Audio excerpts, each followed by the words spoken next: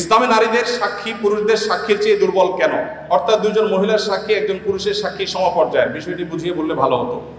দেখুন, ইসলামে সাক্ষ্য দেওয়ার ক্ষেত্রে একজন পুরুষের সাক্ষ্য দুজন নারীর স্বাক্ষর সমান। এখন বাহ্যিকভাবে মনে হতে পারে যে এখানে নারীকে একটু কম দেওয়া হলো কিনা। তো এটার মূল উত্তরে প্রবেশের আগে আমি যেটা বলতে চাই তা হলো, আল্লাহ রাব্বুল আলামিন আমাদেরকে যে বিধিবিধান দিয়েছেন তার সবগুলো যথোপযুক্ত। আল্লাহর বিধানের কোনোটার উপযুক্ততা যথার্থতা যদি আমার বুঝে না আসে, তাহলে বুঝতে হবে এটা আমার সীমাবদ্ধতা। এটা আমার সীমাবদ্ধতা।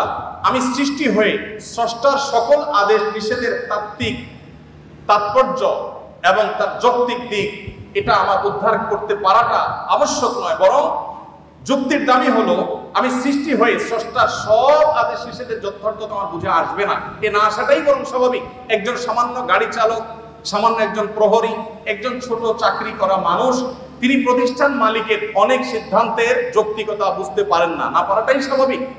কারণ যে তিনি যদি সবকিছুর যৌক্তিকতা ধরে ফেলতেন তাহলে তিনি তার পর্যায়ে পৌঁছে যেতেন।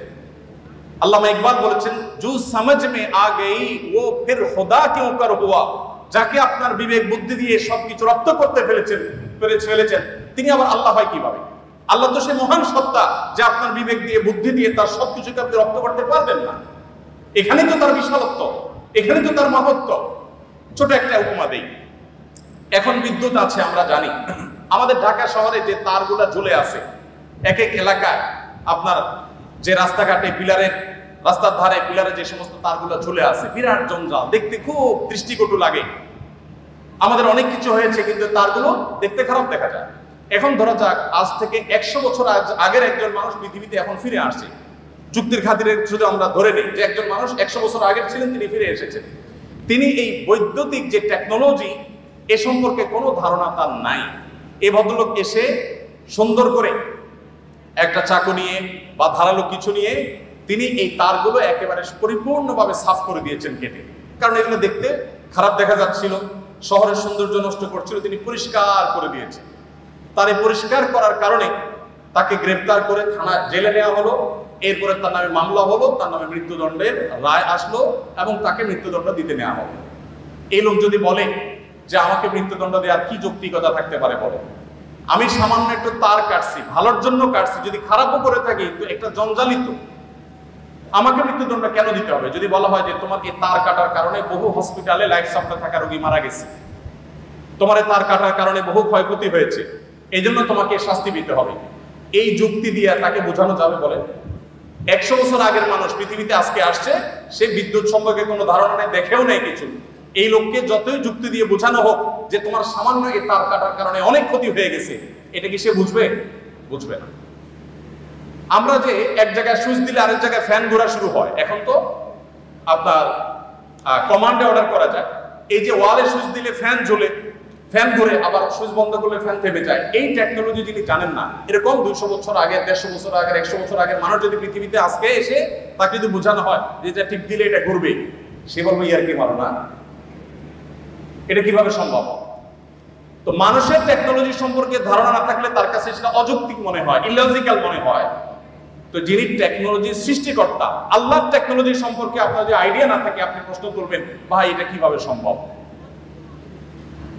আমরা একবার সুবহানাল্লাহ বললে এতগুলো গাছ হয়ে যায়, জান্নাতে এটা এটা হয়ে যায়, এগুলো শুনে আমাদের মনে প্রশ্ন জাগতে পারে কিভাবে সম্ভব? মুখ দিয়ে সুবহানাল্লাহ বলবো আর ওখানে গাছ হয়ে যাবে, কেমনে সম্ভব?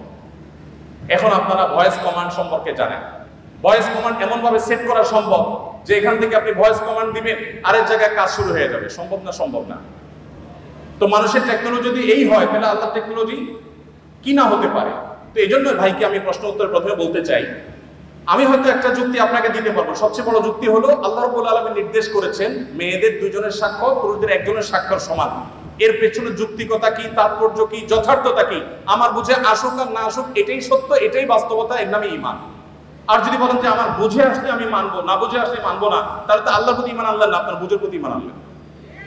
যাই হোক, এখানে সাক্ষ্যের একটা ব্যাপার হলো যে সাধারণত সাক্ষ্য দেওয়ার যে বিষয়গুলো ঘটে এগুলো পুরুষরাই সাধারণত দেখে, মেয়েদের দেখার পসিবিলিটি কম থাকে। তারা থাকেন পর্দায়, তারা থাকেন বাসা বাড়িতে, তারা থাকেন নিজস্ব আঙ্গিনা, নিজস্ব আলোয়, পুরুষদের সাক্ষ্য দেওয়ার সম্ভাবনা এবং তাদের সাক্ষ্য দেওয়ার সুযোগ অনেক বেশি থাকে, নারীদের জন্য সেটা অনেক কঠিন থাকে। তারা থাকেন পর্দার মধ্যে, তাদের পর্দার মধ্যে থেকে সাক্ষ্য দেওয়ার জন্য সংশ্লিষ্ট বিষয়ে দেখা, প্রত্যক্ষ করা তুলনামূলকভাবে একটু কঠিন এবং সম্ভাবনা অনেক কম।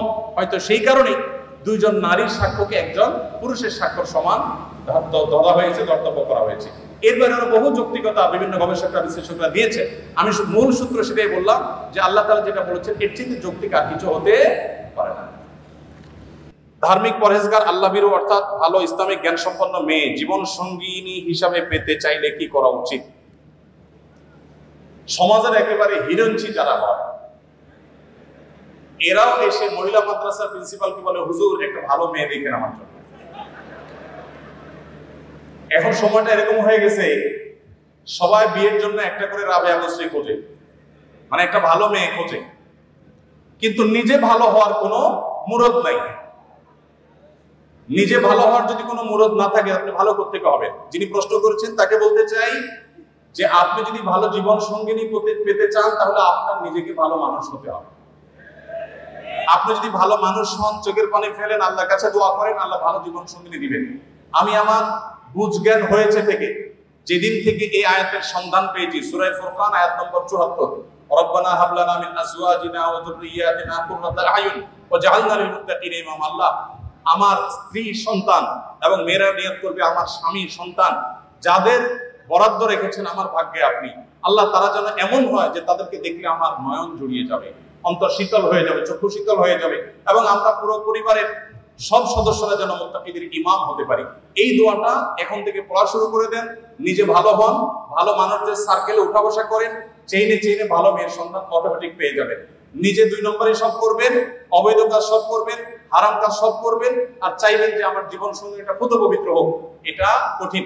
তবে আবার এর মানে এই নয় যে আপনি খারাপ হলে আপনার স্ত্রীও খারাপ হবে, এটা বাধ্যতামূলক নয়। অনেকে নিজে খারাপ দেখে মনে করে তাহলে আমার ভাগ্যে যেটা আসছে এটাও বোধহয় ওই গ্রুপেরই হবে, এরকমটি মনে করার কোনো কারণ নাই। কারণ আল্লাহ তাআলা অনেক সময় ব্যতিক্রমটাও ঘটান, অনেক সময় আল্লাহ তাআলা বিপরীতটাও দান করেন।